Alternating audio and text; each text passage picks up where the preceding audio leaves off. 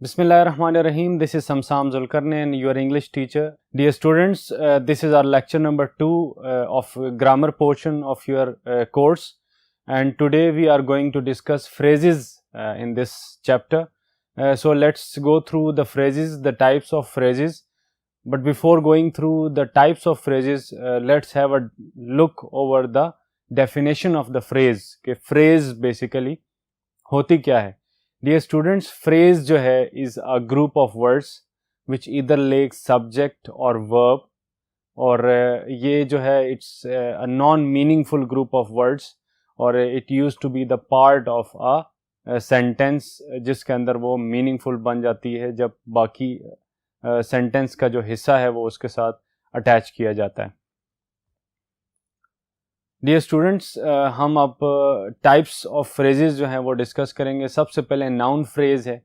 Noun phrase group of words होंगे जो sentence के अंदर नाउन की पोजीशन में एज अ नाउन एक्ट करेगी. अब इस पहली एग्जांपल में आप देखें, the bewildered tourist was lost. अब इस सेंटेंस में ये जो मैंने हाईलाइट किया है ब्लैक से, ये हमारी एडजेक्टिव फ्रेज है. इसमें आप देखें टूरिस्ट नाउन है, द बिविल्डर्ड साथ एन एडजेक्टिव और हमने एक साथ आर्टिकल लगाया तो ये ग्रुप ऑफ वर्ड्स बन गए, द बिविल्डर्ड टूरिस्ट.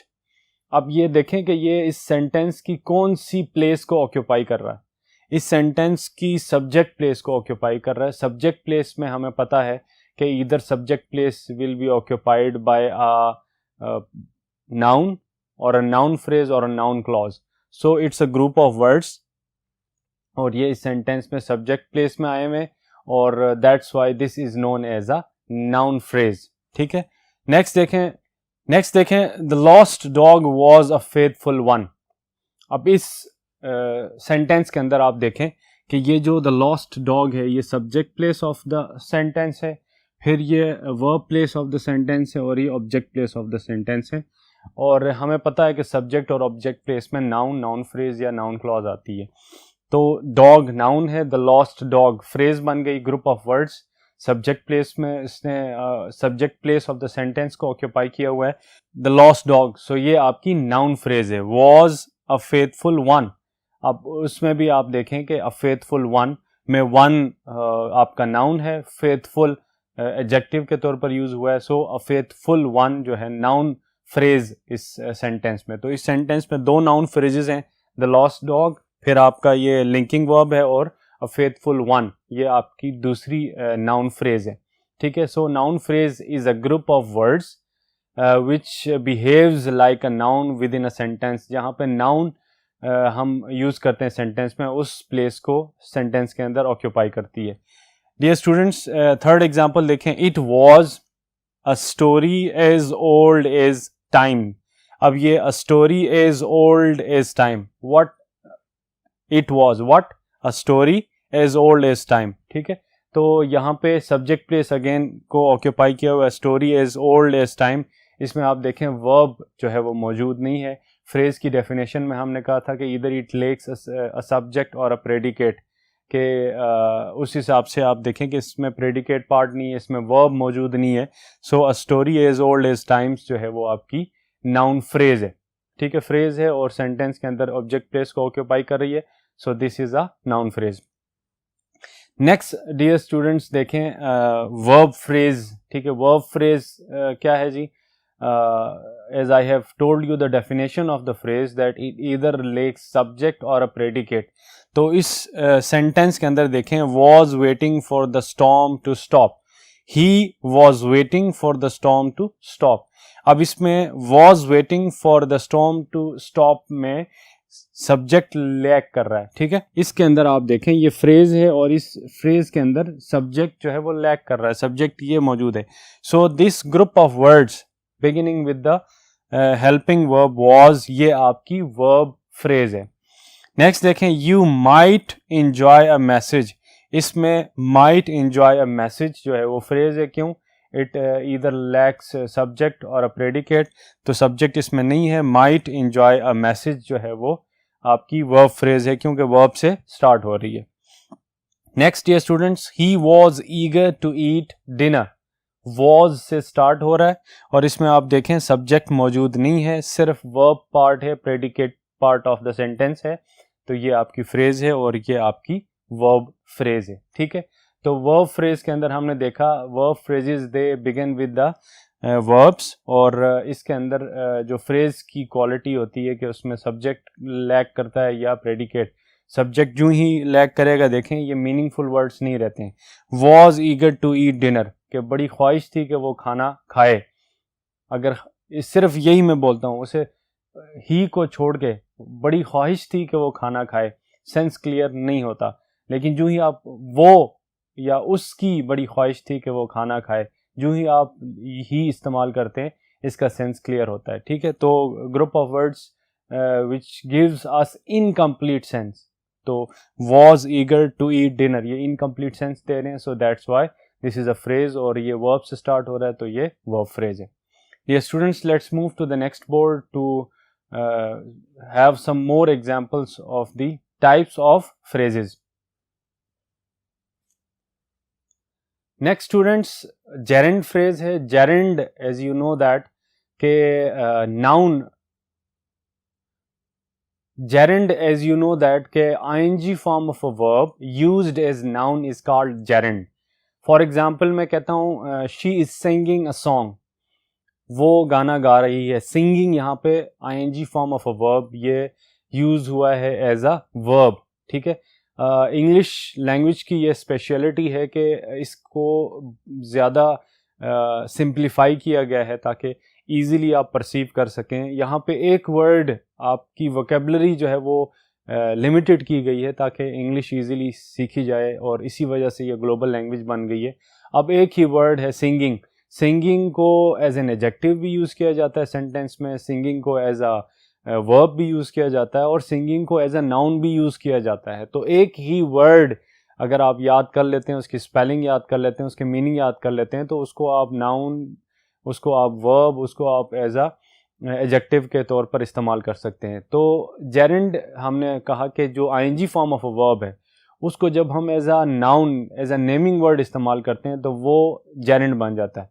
अब इसी he is singing the song या she is singing the song, अब इस सिंगिंग को इस सेंटेंस में जैसे मैंने वर्ब इस्तेमाल किया, इसी तरह मैं अब एक और सेंटेंस बना रहा हूँ, singing is a difficult task. ठीक है, अब ये सिंगिंग मैंने क्या कर दिया, गाना गाना। ठीक है, गायकी जिसको आप उर्दू में बोलते हैं, इसम है गायकी और उसको इंग्लिश में सिंगिंग कहते हैं। अब ये नाम बन गया है आईएनजी फॉर्म ऑफ वर्ब लेकिन नाम बन गया, तो उसको जेरेंड बोलते हैं।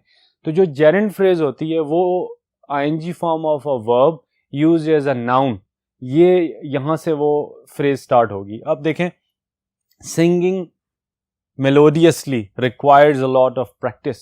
अब इसमें सिंगिंग मेलोडियसली, सिंगिंग गायकी, मेलोडियसली यानी कि बेहतरीन या खूबसूरत गायकी जो है requires a lot of practice, ये इस इंसान को बहुत ज़्यादा प्रैक्टिस करनी पड़ती है। सो ग्रुप ऑफ वर्ड्स, ठीक है, और ये देखें कि इसमें आप सिंगिंग जो है वो जेरेंड है और जेरेंड से स्टार्ट हो रही है, so that's why it's a gerund phrase. Next देखें जी, getting a promotion is exciting. Again getting a promotion आप देख लें, यहाँ पे ये गेटिंग एज ए जेरेंड इस्तेमाल हुआ है और getting a promotion is exciting में गेटिंग अ प्रमोशन आपकी जेरेंड फ्रेज है। Next dear students, infinitive. Infinitive क्या होता है, ये भी एक वर्ब की इर्रेगुलर शेप है, आप कह लें कि इम्प्योर वर्ब है। To plus first form of a verb, कभी सब्जेक्ट बनता है, कभी ऑब्जेक्ट बनता है, कभी एडजेक्टिव को क्वालिफाई करता है, कभी एडवर्ब को क्वालिफाई करता है। तो ऐसी फ्रेजेस जो इन्फिनेटिव से बिगिन हो, स्टार्ट हो, to plus first form of the verb, वो आपकी जो है वो इन्फिनेटिव फ्रेजेस होती हैं। अब आप देखें, टू मेक सैलड, ठीक है, अब यहाँ पे मैंने बताया था कि जो इन्फिनेटिव्स होते हैं to plus first form of the verb, to make बनाना। ठीक है, अब ये इस सेंटेंस के अंदर as I have told you कि ये कभी एडजेक्टिव को, कभी एडवर्ब को, कभी सेंटेंस में एज अ सब्जेक्ट है, कभी एज अ ऑब्जेक्ट। इसमें ये जो सैलड है, ये जो नाउन है, इसको क्वालिफाई कर रहा है, तो ये इन्फिनेटिव का जो फंक्शन है एडजेक्टिव के तौर पर कर रहा है। लेकिन टू मेक सैलड ये अब ग्रुप ऑफ वर्ड्स हैं और ये they are beginning with the infinitive, so that's why this is an infinitive phrase, ठीक है। To make salad you have to start with mint, ठीक है, you have to start with mint, ठीक है। Next dear students देखें, I tried to see the stage, I tried to see the stage. अब इस sentence में भी आप देखें टू सी द स्टेज में स्टार्ट हो रही है, ये जो फ्रेज है ये टू सी इन्फिनेटिव से स्टार्ट हो रही है, और ये जो इन्फिनेटिव है मैंने बताया था कि कभी एडजेक्टिव का काम करता है, कभी ये वर्ब को क्वालिफाई करता है, एडवर्ब की ये यहाँ पे एज एडवर्ब इस्तेमाल हो रहा है। I tried to see the stage but I was too short. To see the stage जो है ये starting with the infinitive, so that's why this is an infinitive phrase. Next dear students, appositive phrase, appositive noun का concept हमने देखा था कि when two nouns are used together and they are referring to the same person, वो आपका appositive noun कहलाता है। For example, Chaudhry Akram the director of PGC is a man of principles. अब यहाँ पे चौधरी अकरम द डायरेक्टर, एक का मैंने प्रॉपर नाउन इस्तेमाल किया है, उनका जो नेम है, और दूसरा उनका डेजिग्नेशन कॉमन नाउन। अब इन दोनों को मैंने इस्तेमाल किया है और ये रेफर कर रहा है सिर्फ एक पर्सन को, चौधरी अकरम को, तो ये ए पॉजिटिव नाउन है। इसी तरह ए पॉजिटिव फ्रेज भी होती है। ए पॉजिटिव फ्रेज आप देखें, माय फेवरेट पास टाइम। अब अगर नाउन के बजाय फ्रेज, एक ग्रुप ऑफ वर्ड्स आ जाएं और वो फ्रेज बन जाए और वो काम वही ए पॉजिटिव नाउन का करे, तो आप देखें कि वो ए पॉजिटिव फ्रेज कहलाती है। My favourite pass time fishing. अब ये माय फेवरेट पास टाइम, ये ग्रुप ऑफ वर्ड्स है और ये ए पॉजिटिव फ्रेज है, क्योंकि माय फेवरेट पास टाइम और फिशिंग एक ही चीज को रेफर कर रही हैं। किसको? फिशिंग को, कि वो फिशिंग आपका क्या है, फेवरेट पास टाइम है, आपका मशगला है, जब आप फ्री होते हैं, जब आप इंजॉय करते हैं। Is a healthy activity. Next year students देखें, आई सॉ अ चीता द फास्टेस्ट लैंड एनिमल। अब चीता और द फास्टेस्ट लैंड एनिमल, ये ए पॉजिटिव फ्रेज है जो उस चीता की क्वालिटी बयान कर रही है, और फ्रेज जो है is a group of words which does not convey the proper sense, जब वो सेंटेंस से अलग होते हैं। अगर अब वही चीज़ क्लियर करें, अब मैं आई सॉ अ चीता हटा लेता हूँ और आप देखें द फास्टेस्ट लैंड एनिमल, अगर सिंपल में बोलता हूँ तो ये सेंस क्लियर नहीं करती है। तो जो फ्रेज होती है ग्रुप ऑफ वर्ड्स हैं जो आउटसाइड फ्रॉम द सेंटेंस, वो सेंटेंस में से अगर हटा दिए जाएं तो वो ग्रुप ऑफ वर्ड्स मीनिंगफुल नहीं होते हैं, लेकिन उसका एक फंक्शन होता है विद इन अ सेंटेंस। कभी वो पॉजिटिव फ्रेज बनती है, कभी वो जेरेंड फ्रेज बनती है, कभी वो इन्फिनेटिव फ्रेज बनती है, कभी वो एडजेक्टिव फ्रेज बनती है, और जो भी वो फंक्शन परफॉर्म कर रही है उसी हिसाब से हम उसको नाम दे देते हैं। अगर वो आप देखें इस सेंटेंस के अंदर ए पॉजिटिवली का यूज़ हो रही है तो ए पॉजिटिव फ्रेज बन गई। अगर सेंटेंस के अंदर इन्फिनेटिव स्टार्ट में आ गया उस फ्रेज के, तो वो अगर एडवर्ब या एडजेक्टिव वही काम तो इन्फिनेटिव का ही कर रही है, तो वो उसको हम इन्फिनेटिव फ्रेज कह देते हैं। तो उसका फंक्शन वही रहेगा, इन्फिनेटिव का ही रहेगा, लेकिन सिंपल इन्फिनेटिव टू सी होता है, to plus first form of the verb. आगे जो द स्टेज ऐड हुआ है इस वजह से ये फ्रेज बन गई है, और ये अब इन्फिनेटिव नहीं रहा बल्कि इन्फिनेटिव फ्रेज बन गया। इसी तरह इसमें देखें, पास टाइम जो है वो आप कह लें कि ये पॉजिटिव नाउन है। अब माई फेवरेट जब उसके साथ मिल जाता है तो माई फेवरेट पास टाइम भी एक फ्रेज बन जाती है, और काम वही करेगी, ठीक है, वही ए पॉजिटिव नाउन का ही करेगी, लेकिन अब यहाँ पे क्योंकि ये फ्रेज बन गई है तो इसको हम ए पॉजिटिव फ्रेज कहते हैं। Dear students, let's move to the next board to have some more examples regarding the types of phrases. Next, dear students, adjective phrase. Group of words which does not have a complete meaning, और उनका जो function है वो adjective का ही होगा। Adjective क्या होता है? अब adjective all those words which qualify nouns. Noun की जो क्वालिटी बताई जाती है जिन वर्ड्स के जरिए, उनको एडजेक्टिव्स कहा जाता है। तो ये जो फ्रेज है ये भी वही काम करेगी, एडजेक्टिव का ही काम करेगी। अब आप देखें, a person smarter than me. अब अगर मैं कहूँ a smart person needs to figure out this problem, एक स्मार्ट पर्सन, कौन सा पर्सन? स्मार्ट, यानी कि एक अक्लमंद आदमी को इस मसले का हल निकालना चाहिए। अगर मैं सिर्फ स्मार्ट इस्तेमाल कर रहा हूँ तो this is an adjective, simple adjective है। लेकिन अगर मैं कह रहा हूँ अ पर्सन स्मार्टर देन मी, अब इसमें 3 वर्ड्स आ गए, स्मार्टर जो है वो आपका एडजेक्टिव है, उसकी कंपैरेटिव डिग्री आ गई, फिर देन आ गया, फिर मी आपका प्रोनाउन आ गया, ठीक है। तो ये अब आप देखें 3 वर्ड्स, ग्रुप ऑफ वर्ड्स, लेकिन मीनिंगफुल नहीं है अलग से अगर आप इनको सेंटेंस से बाहर इनको अगर आप डील करते हैं, लेकिन इस सेंटेंस के अंदर काम ये एडजेक्टिव का ही कर रहे हैं। क्या कर रहे हैं कि ये ग्रुप ऑफ वर्ड्स जो हैं ये इस सेंटेंस के पर्सन को क्वालिफाई कर रहे हैं, स्मार्टर देन मी, कौन सा, अ पर्सन, ठीक है। So that's why this is an adjective phrase. Dear students, next है he is very fond of, next dear students है she is very fond of writing, she is very fond of reading, ठीक है। अब ये देखें very fond of, ठीक है, ये आपका एडजेक्टिव फ्रेज है क्योंकि शी को ये क्वालिफाई कर रहा है। डियर स्टूडेंट्स, नेक्स्ट आप देखें एडजेक्टिवल फ्रेज। एडजेक्टिवल फ्रेज क्या होता है जी, कि अ group of words which does not begins with the adjective but they are performing the function of adjective, उसको adjectival जो है वो कहते हैं या adjectival phrase कहते हैं, ठीक है।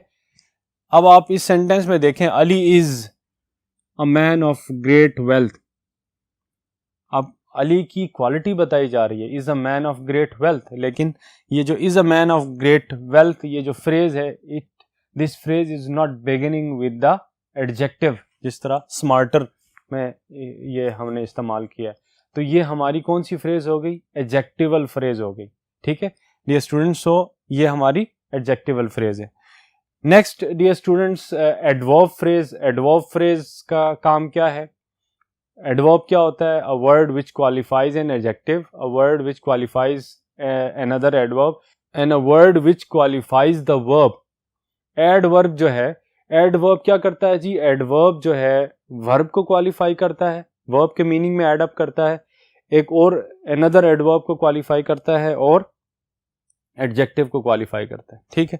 अब यहाँ पे जो एडवर्ब फ्रेज है वो भी वही काम करेगी। देखें टाइम गोज वेरी क्विकली, इस सेंटेंस में देखें गोज को क्वालिफाई कर रहा है फ्रेज वेरी क्विकली, और ये एडवर्ब ऑफ टाइम है, ठीक है।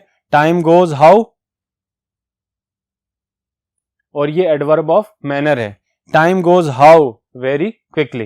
नेक्स्ट देखें the day passed quickly enough, ये भी एडवर्ब ऑफ मैनर है, the day passed, past verb है, क्विकली इनफ जो है वो इसको क्वालिफाई कर रहा है, और ग्रुप ऑफ वर्ड्स हैं, फ्रेज है। So this is an adverb phrase, ठीक है डियर स्टूडेंट्स।